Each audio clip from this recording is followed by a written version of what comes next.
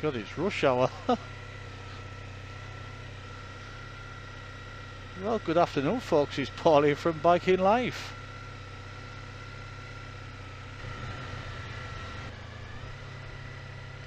How are you all doing, eh? What time is it? Nearly 4:10. I'm leaving work.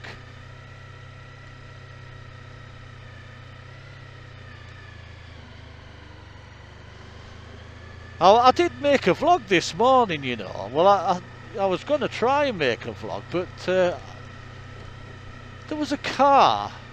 It was a blue Skoda Octavia. Sorry, a blue Skoda Octavia, a sport one, driven by a lady who was absolutely diabolical in what she was doing. She was a foot off the rear of my back tyre. I couldn't believe it, and she undertook me, and then because she couldn't get by, she pulled back out and nearly knocked me off the bloody bike. Oh, it was horrendous. Absolutely horrendous what she was doing. I couldn't believe it. And so I was making this vlog and it completely flummoxed me.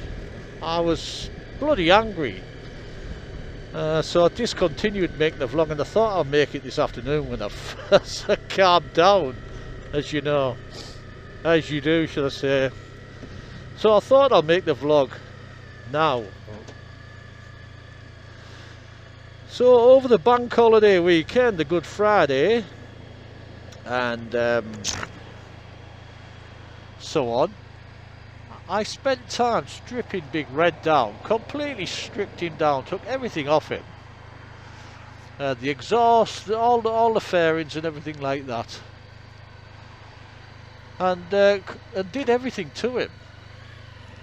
You know, sorted out all the jobs I needed to do. One of the jobs I did was fit a relay to the heated grips. Now when I first got them, I bought R&G heated grips, and I had them direct to the battery, which is no good, because I did promise myself that I would remember to switch it off every time I ceased a journey or whatever. But twice in the 2 year, which isn't bad I suppose, I did leave it on, like last Thursday before Good Friday. I left it on, and when I went to the bike it was as flat as a fart. Now thankfully I carry it's a bit like a power bank, but it has jump lead. Now this power bank, so it's not even the size of my hand, it's a small thing that you normally see for charging things like mobile phones and things like that, but this is a real powerful power bank. And it has jump leads to it, so I attached that and Big Red fires straight up. And it's lucky I carry them, because I'd have been stuck. I do also carry a set of jump leads as well, just in case the power bank fails. So it's like 1 is none, 2 is 1 sort of scenario. So that's what I did. And yeah, thankfully I got the bike started. And I promised myself, that's it. There's a couple of niggly jobs on Big Red that I need to get done, and I'm going to clean everything up, and I did. And one of the jobs was to fit a relay to the heated grips. And I did that, and oh, it's made a massive difference. So I do now know that once I've switched the ignition off, the heated grips go off too. So that should eliminate any times when I will come to the bike and the battery won't be flat anymore, hopefully. There was a little niggly job with the front head, like the fitment kept coming loose, and so it would switch off. I've sorted that out too. I took the exhaust off and cleaned them up properly, and all the intakes and everything, got them all cleaned lovely, and sorted that out. And I've put them all back on. It's made a massive difference to the bike. So all the frame's been done, all the fluids and oils have been checked. It's not that long since I've given it a full service, and I did the back differential because this is a drive shaft, not a chain. It's shaft driven. So I've serviced all that and got that all serviced and new oil and everything like that. So that's all done now, and it's made a massive difference to Big Red. Now there's a fitment down here, down on my left, near my left knee. It's a USB charger. I've fitted one of them, so now I have power when I need it, and that's also running off the relay. So in all, it's made a difference, and I'm thankful that I did the jobs, because there were those types of jobs that were just bugging me and I wanted to get them done, but I just never got round to doing it. Do you know, I'm going to try and beat this out here. I've done this before.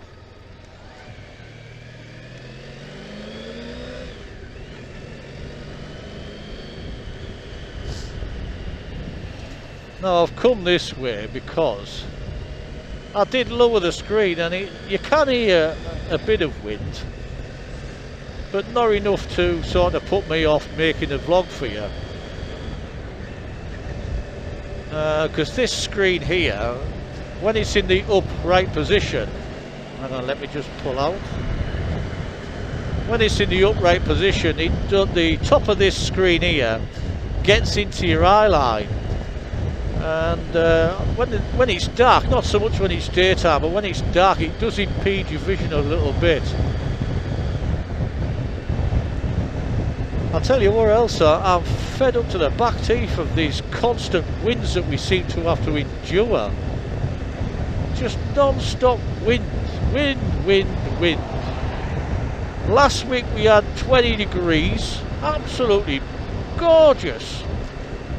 Yesterday, well, it felt like -1 and it was snowing. Unbelievable. Today hasn't been too. It's 7 degrees at the moment. But it's warmed up only just this afternoon, I would say, because all day it's felt blooming cold. That wind is cold. So I thought, I'm going to come this way for a change. I've got to go home. My daughter has had a chest of drawers delivered. It's a flat pack chest of drawers, so I have to build them. So that's something to do. Then I'll have to cook tea. It's never ending. Never ending.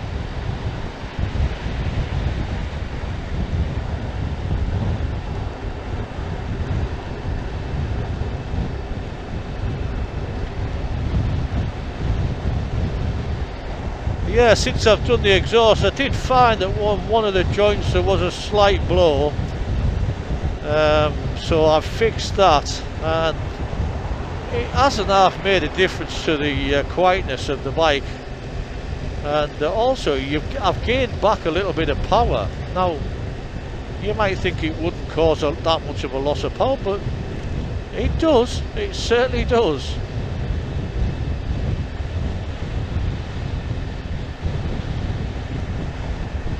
But yeah, just once I want to go out when there's no wind whatsoever at all. I'm going to try and get in the outside lane here, you know, because that's all we seem to be doing is fighting winds, and they're like 40 and 50 mile an hour winds. Excuse me.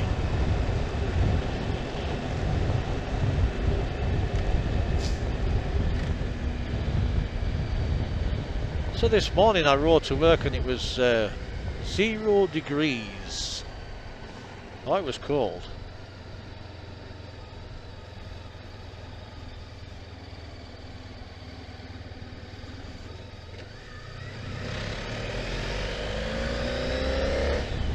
Yes, it was blooming cold this morning, but I'd never put my heated grips on whatsoever. And that's not like me, I normally have it on, but I'm in my full winter gear at the moment, and it just shows you that you don't, if you wear the right gear, you tend not to need stuff like heated grips. I mean, I'm only doing 20 mile of work, so I can tolerate that, but when you're doing a lot more than that, such as 50 to 100 mile, your body core temperature starts getting colder, your hands are really start to get numb. It's not good, not good at all. Yeah, I wasn't yesterday. I mean, it was yesterday. I came to work in the wife's car because of the forecast had snow in it, and I'm not particularly fond of riding in snow. Now, to be fair, I could have actually come because it didn't really amount to much, and by the time I left work the snow had gone. But it's just made me realise that, yeah, I do need a car at some point, so I will buy one. As and when, I don't know. I got a comment on one of my videos. It's the one about the Yorkshire villages and stuff like that. Now, I can't wait to actually get back out and do something like that. But the comment was there should have been, the videos would have been good for the tourist board. And I thought, you know something, yeah, I'm going to make another one of these videos about villages that are around the North Yorkshire moors and coastline and stuff like that, but I'm going to go into a little bit more in depth with each village and give you a little bit of history about them and see what happens.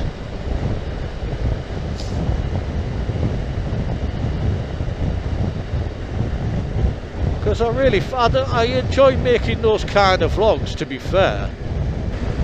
And another one that I really enjoyed doing was the 5 hidden gems around my local area that I did.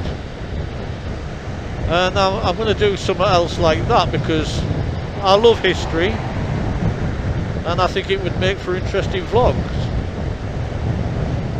And obviously you're going to get the general chit chat with me, that interaction with me, and we'll be having a laugh hopefully. Or a cry. Yes, me little fingers are probably colder now, whilst it's 7 degrees, or it's 6 degrees.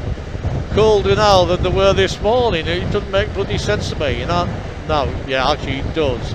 That's because my adrenaline was rushing because of that stupid woman.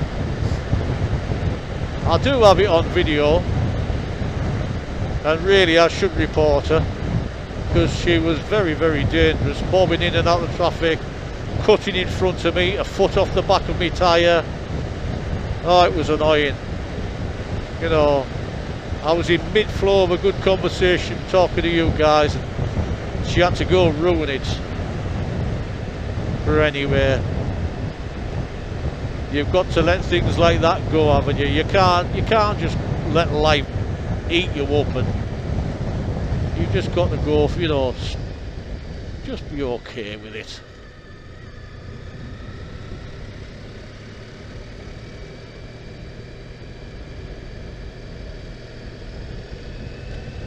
I am so glad I put my full gear on. I would have been frozen. Normally, I mean, I have been riding in my summer gear. That just shows you. I've been riding in my summer gear all last week. And this week, not a chance. It's too cold. Far too cold. Yes, dropping that screen down to the lower level, it does make a difference, because the wind does get to you, whereas when it's in the upper level, you're completely shielded. Unbelievably shielded. But I'll tell you, I will be going out on a few rides on my own, and I will not be filming, because I'm going to put the little screen on, you know, when we get some real red hot weather, and I just want to go do a ride for myself, just so I can get some airflow over me as well. Never ceases to amaze me the amount of traffic that's down here, and the car parks are always full. mean, look at this. Sand dunes. Just shows you how bad it's been blowing. That used to be a fair. It used to be what we used to call Lovett's Fair, an indoor fair. That's gone now, so that's all been demolished on our left hand side. And on our right hand side, that used to be the leisure centre, and that's all gone now. It's all been demolished. And that's the boating lake.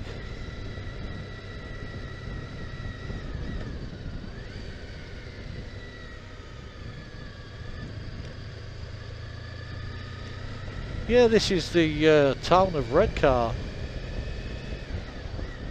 Looks like the boating lake's been bought, or it's under offer.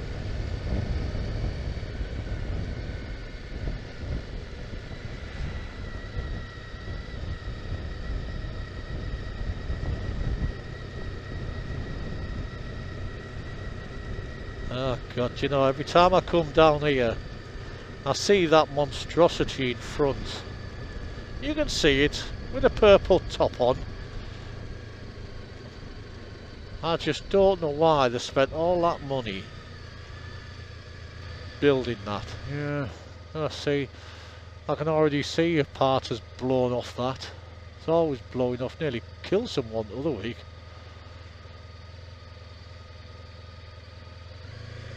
The bad design. The bloody monstrosity. Waste of taxpayers' money. I think I'm turning into a grumpy old man. Things like that never ever bothered me, but now, dear me, I just think, why waste your money on something that's an eyesore?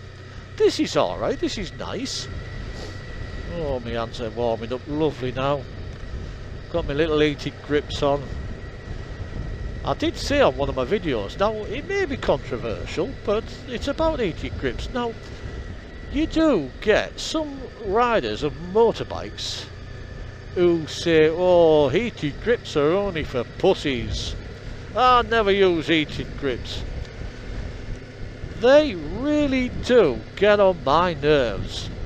I mean, they're so full of themselves. I mean, what part of let everyone be an individual and do as they want doesn't compute in their bloody heads? Doesn't make you hard because you bloody don't have heated grips. If you don't want heated grips, don't have them, but don't condemn other people for having them, for God's sakes. Let people do what they want to do. Me personally, I wouldn't be without heated grips. They're the best inventions.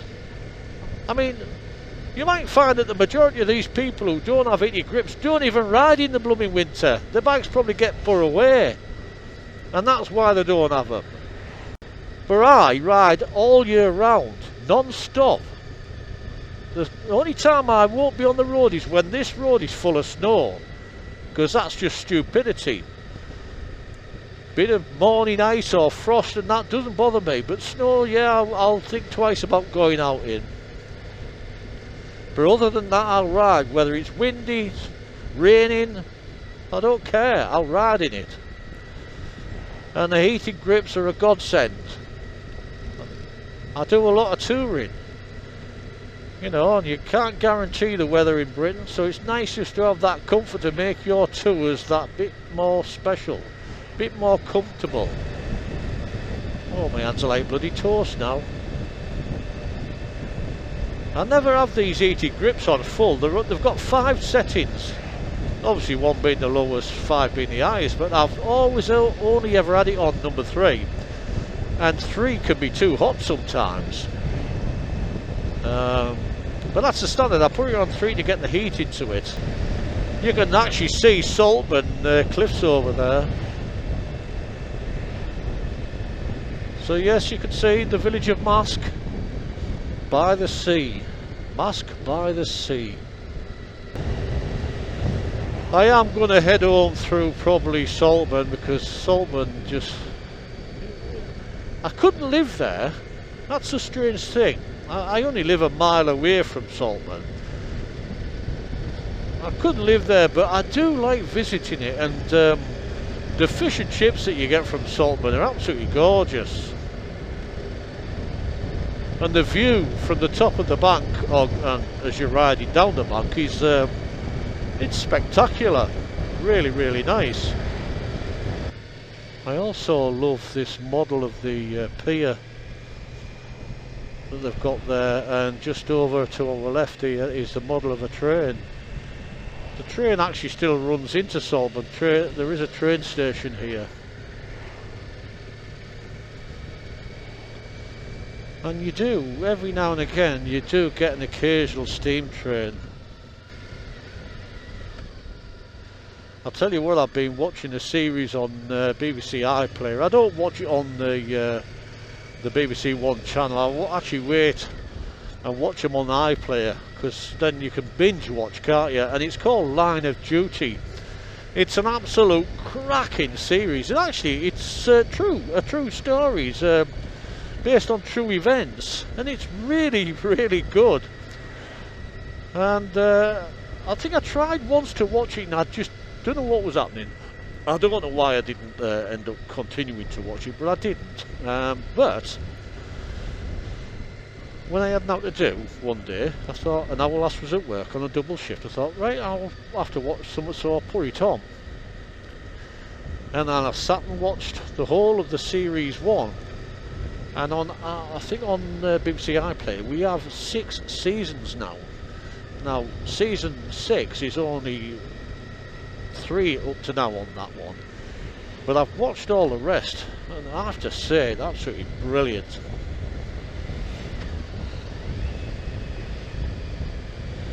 Can't beat the view of the ocean.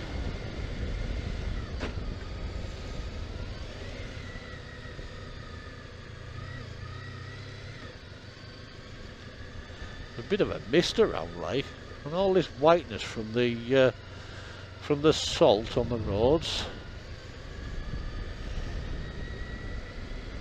Be nice when these bars and that are open, won't it? We can all go sit outside and have a drink, and hopefully it'll be the warm weather. But yeah, I was also talking about this morning about the Ghost camera that I have, the Drift Ghost XL.